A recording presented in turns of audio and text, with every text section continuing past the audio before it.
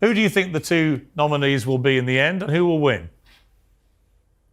Yeah, it's going to be Joe Biden versus Donald Trump, and then Joe Biden's going to win. And Piers, I'd love to chat with you after the election. You've made a few dollars, Harry, so why don't we have a little wager? $10,000 to a charity of your choice. I say Biden can't possibly win. You think he can? I personally don't bet on politics. I'm happy to have another bet to do something with charity. We can do something, absolutely no problem. But you wouldn't put your money where your mouth is on Biden then? I don't bet on politics. Well, I saved you $10,000 there, Harry, with your refusal to accept the bet, obviously. Welcome back to Uncensored. I mean, you were completely wrong. Not only did Biden not stay in the race, but he certainly won't be president again. So do you accept you were completely wrong? Piers rolls the tape. Harry Sisson, weeks earlier, confidently declaring Joe Biden's going all the way. Piers offers him a simple $10,000 charity bet to back it up. And what does Harry do? He folds instantly. I don't bet on politics. Translation? He knew. Deep down, he knew Biden was toast, and he still went on TV afterward trying to spin it like nothing happened. That's the Democrat playbook in a nutshell. Say the confident thing when the cameras are rolling, then quietly walk it back when reality shows up. Stick around because Tyrus is about to make him own every second of it, and it does not go well for the guy in the I don't bet on politics seat. Yeah, I think I was going based off of publicly available information. All of the information available was that Joe Biden was staying in. He consistently told reporters he was staying in. He said, I'm the guy. And then he huddled with advisors in Delaware, saw the data, said it wasn't looking good, and made the honorable decision to bow out. But with respect, why would a young, dynamic guy like you, how old are you? 21. You're 21, so you're 60 years younger than Joe Biden. That's right. Right, it was blatantly obvious to everybody that Biden was done, especially after the debate. Why would you continue to pretend that he wasn't?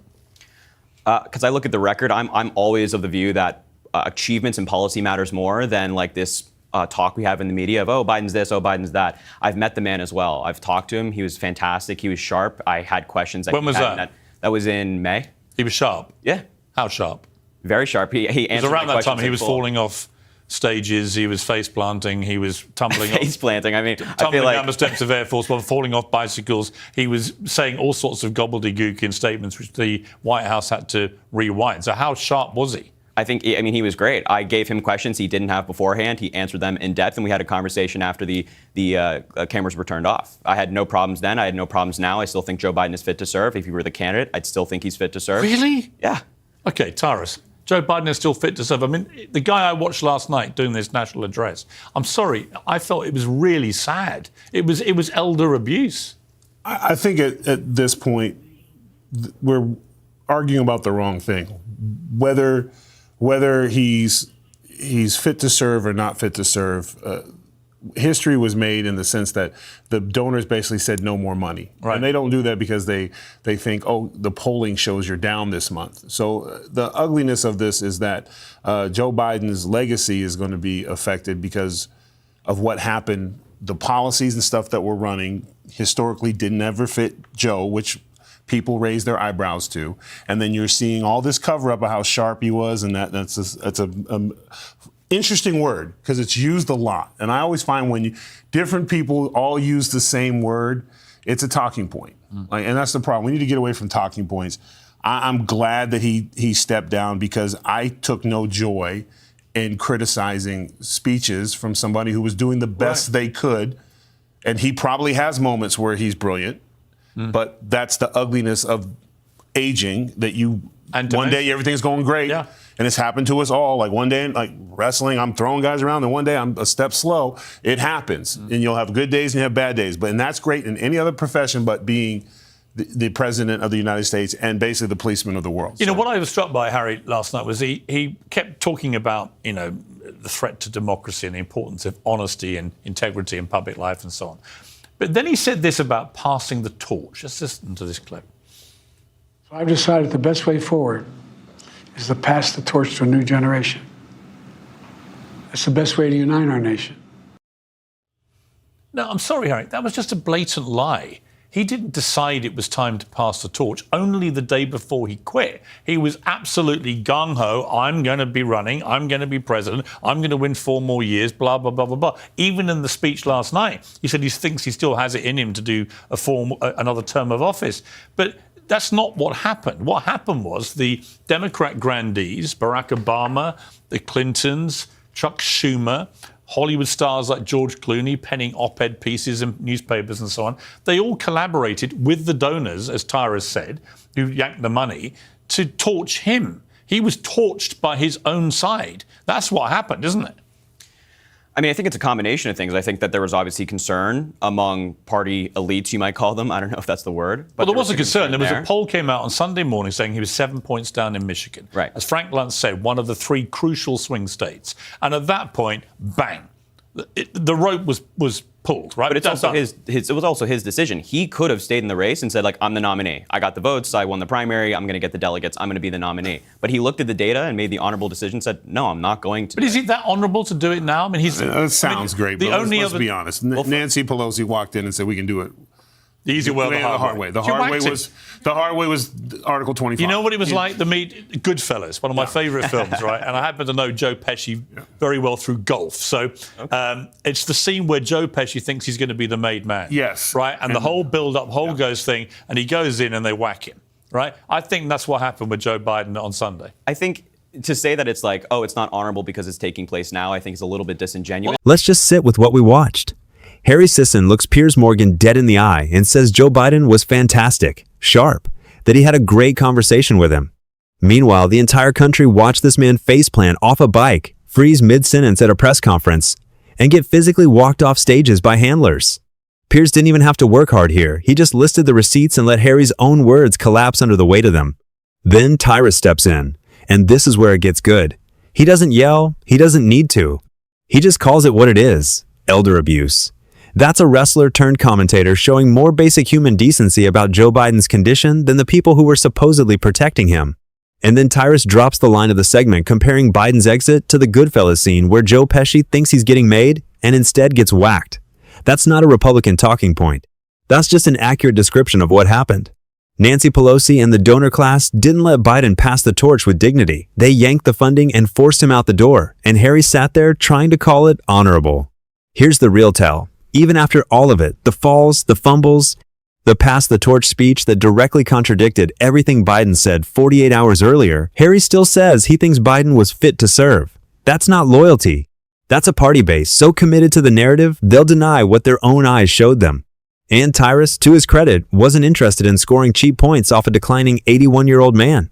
He said it himself. He took no joy in it. That's the difference between honest commentary and blind partisan defense.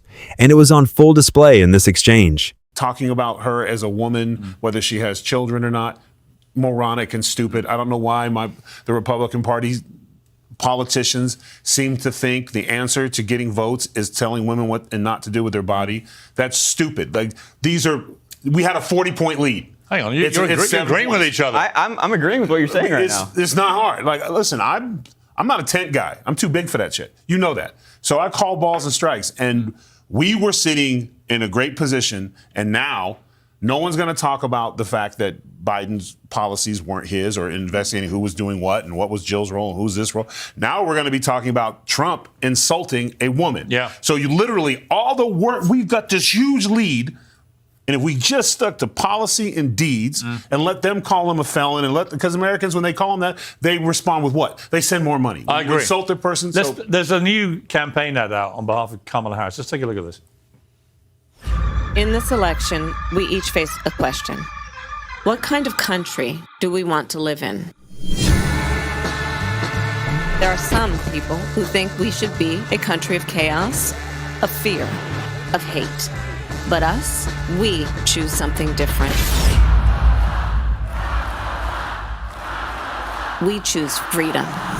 You know, Harry, my mother, who's just turned 80, very youthful, glamorous 80, I might add, but she messaged me yesterday saying, what do you think of Kamala Harris? She seems to have added a lot of energy to this race, which I thought was a really interesting observation. Whether you like her, don't like her, agree with her, don't agree with her, there's unbelievable amount of new energy in this Democrat side of the race because she is 20 years younger than Biden, obviously on her game. She's smart, she's presentable, she's good on TV, she's galvanizing people, the money's pouring in and so on. Do you believe, though, that once that honeymoon period inevitably quietens down and there's a more forensic analysis of her record, do you worry that she is too far left in her record to actually avoid Trump stomping all over her politically? Not at all. I think that the idea that she's just like this progressive liberal who only sides with progressives and doesn't reach across the aisle is nonsense. I mean, she's been part of the Biden administration. She was rated more left than Bernie Sanders. I mean, I think that if we actually look at the policy on an individual level, that's not the case. Bernie Sanders is like for Medicare for all. Kamala Harris has never endorsed such system. So I think we actually have to look at the policy, and that tells a different story.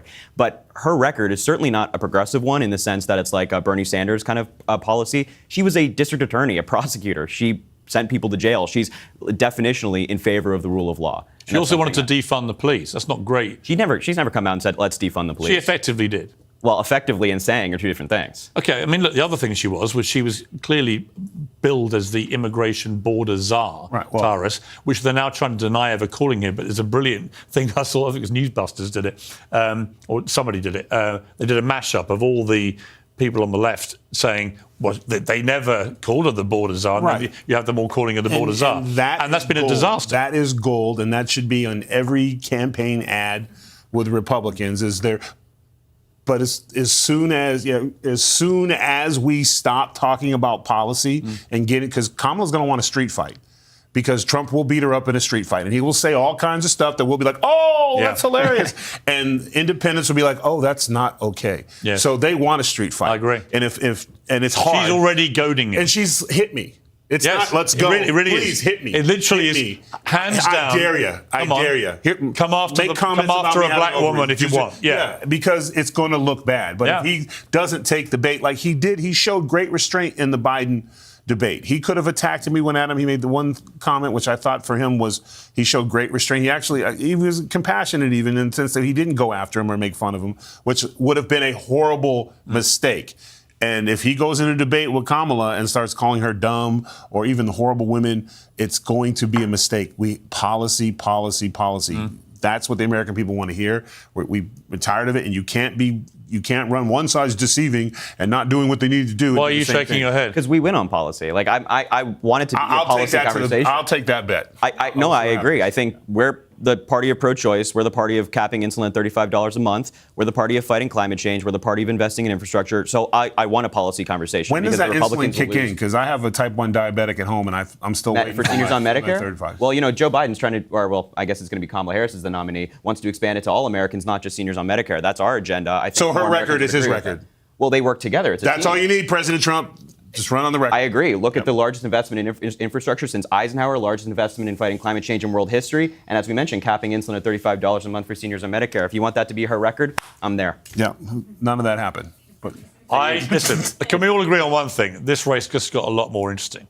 I think it got worse. I think you? we're going to see the worst in everybody. Do you? It's sad, yeah. That is the fear, isn't it? Yeah. Because it's clear Kamala is going low deliberately, and the big question and we probably all know the answer, is can Trump rise above it? And I'm not convinced he has that valve. It's going to but we shall see. be difficult.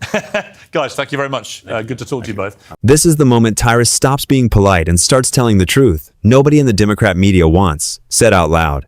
He lays out exactly how big the Republican advantage was before the party establishment torched it, and then explains, in real time, how Trump's own mouth keeps giving Democrats a lifeline they don't deserve. Notice what Tyrus is doing here. He's not soft-pedaling it for Trump. He's saying the quiet part, stick to policy, stick to the record, and Republicans win in a landslide. That's not a Democrat operative saying that. That's a Trump-aligned conservative holding his own side accountable because he wants to win on substance, not insults. And then Harry tries the Kamala's not that far left defense and gets immediately dismantled 2 segments later by Michael Knowles, who pulls up Kamala's own 2019 Medicare for All blog post. Word for word, from her own page. That's not spin. That's Kamala Harris's own website contradicting the talking point Harry just fed the audience. Then there's the border czar mashup, and this is the one Democrats really don't want you to see. CNN, MSNBC, Axios, all of them, on camera, calling Kamala Harris the border czar for years. Then the second it becomes politically inconvenient, the exact same outlets pretend it never happened. Wajahat tries to deny it live on air, and Michael Knowles just reads Joe Biden's own words back to him. I gave you a tough job. Biden said it himself. There's no spin room big enough to escape that. Bottom line, when Tyrus says policy, policy, policy, he's not dodging. He's daring the Democrats to run on what actually happened under this administration. Record inflation, a wide open southern border, A vice president who now can't remember being assigned to fix it. That's not a talking point, that's the record, and no amount of Harry Sisson deflection changes it.